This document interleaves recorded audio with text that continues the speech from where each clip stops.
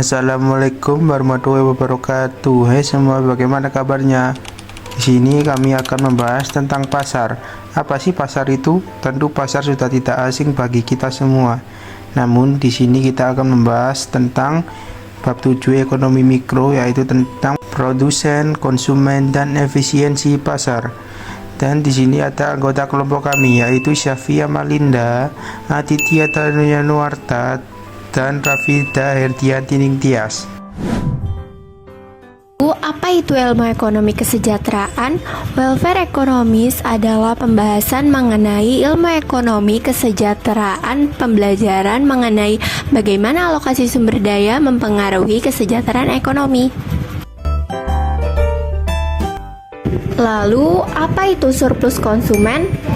Lalu, apa itu surplus produsen?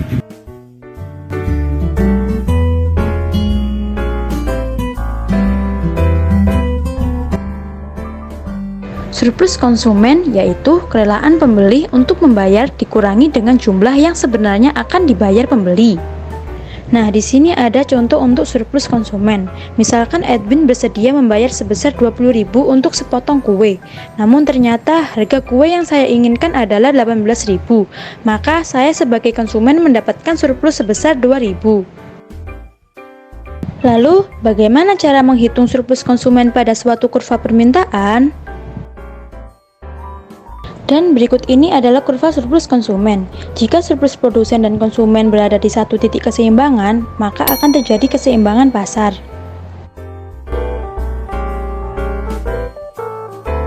Surplus produsen adalah jumlah yang dibayarkan oleh penjual untuk sebuah barang dikurangi dengan biaya produksi barang. Lantas, apa hubungan antara surplus produsen dengan biaya kerelaan menjual dan kurva permintaan?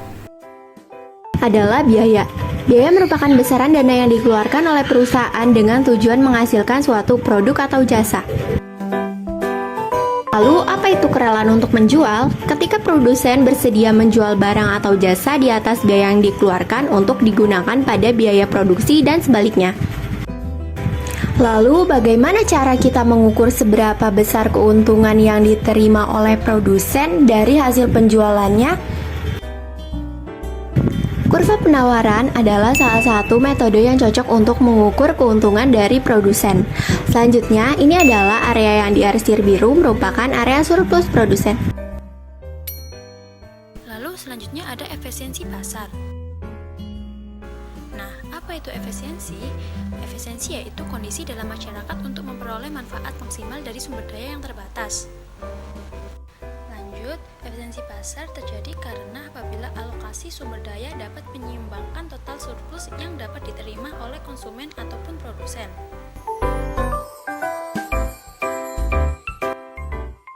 Studi kasus. Apakah ada pasar yang menjual organ tubuh manusia? Apakah hal tersebut diperbolehkan? Terjadi kasus di Amerika mengenai pendonoran ginjal ibu kepada anaknya. Namun ternyata ginjalnya tidak cocok. Dokter menyarankan ibu tersebut untuk mendonorkan ginjalnya kepada orang lain dengan benefit anaknya berada di list pertama untuk pendonoran ginjal. Lantas, apakah perdagangan organ tubuh manusia diperbolehkan? Perlu diketahui, Irak adalah salah satu negara yang melegalkan perdagangan organ tubuh manusia. Dikutip dari web BBC Indonesia, pemerintah Irak memperbolehkan hal tersebut karena faktor kemiskinan. Jadi, bagaimana dengan Indonesia? Apakah pemerintah melegalkan perdagangan organ tubuh? Jawabannya adalah tidak. Indonesia adalah negara hukum. Hukum KUHP nomor 36 tahun 2009 tentang larangan perdagangan organ tubuh manusia. Hukumannya adalah penjara maksimal 10 tahun dan dikenakan denda maksimal 1 miliar. Selanjutnya adalah soal dana aplikasi. Pada bulan September 2006, angin topan di Sangsane menimbulkan kerusakan besar pada perkebunan kelapa di Filipina. Apa yang terjadi dengan surplus konsumen di pasar kelapa dan apa yang terjadi dengan surplus konsumen untuk jus kelapa? Jelaskan secara diagram. Untuk mengetahui besaran surplus konsumen yang berubah akibat angin topan, kita dapat membuat tabel perubahan antara kuantitas permintaan pada pasar kelapa.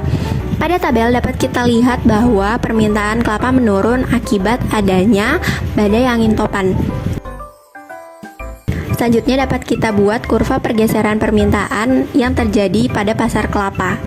Pada soal nomor 2, dapat digambarkan diagram penawaran dan permintaan dengan pajak penjualan barang. Tunjukkan kerugian beban baku dan tunjukkan penerimaan pajaknya. Pada kurva pengaruh pajak terhadap keseimbangan dapat dilihat pergeseran keseimbangan baru dan keseimbangan lama.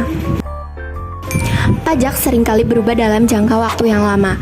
Dampak perubahan pajak akan berlaku terhadap penerimaan dan kerugian beban baku perpajakan. Pajak dan kerugian beban baku akan berubah seiring berubahnya tingkat pajak yang telah ditetapkan.